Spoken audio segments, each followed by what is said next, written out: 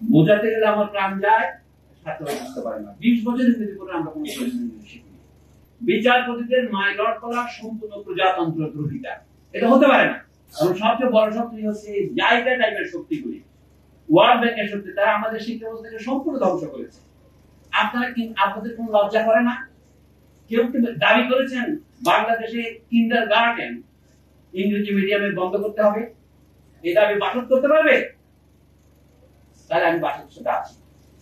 English medium আমাদের দেশে কোন যুক্তিতে থাকবে? একমাত্র এক্সেপশন যারা প্রতিবন্ধী তারা ছাড়া।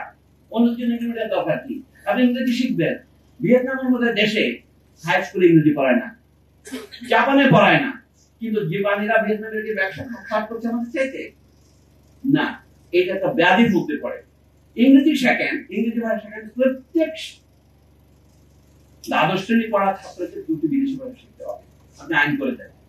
কিন্তু মিডিয়াম অফ ইনস্ট্রাকশন, বক্তৃতার ভাষা কেন বিদেশি ভাষা হবে? আমি ইউনিভার্সিটিতে পড়াচ্ছি আজকে 40 বছর, এটা মহা একটা রণ সংগ্রাম। বোঝাতে গেলে আমার প্রাণ যায়, ছাত্ররা বুঝতে পারে না। 20 বছর ইংরেজি পড়ে আমরা কোনো ইংরেজি শিখিনি।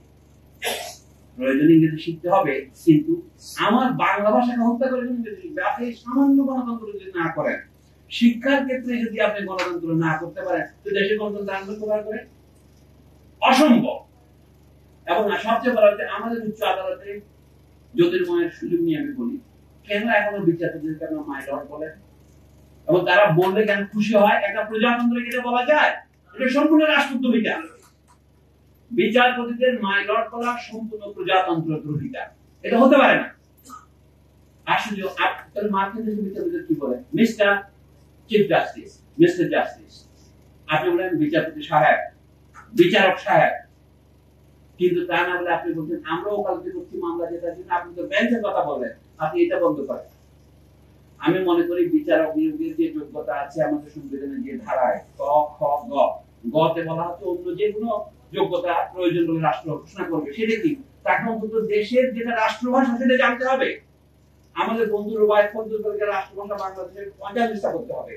আমি 45টা 90টা করি, আমার কোনো আপত্তি নেই, কিন্তু বাংলাও একটা রাষ্ট্রভাষা হবে। তো বাংলা ভাষায় আপনি রায় লিখতে না পারলে আপনি বিচারপতি হচ্ছেন, আমি পদত্যাগ করেন।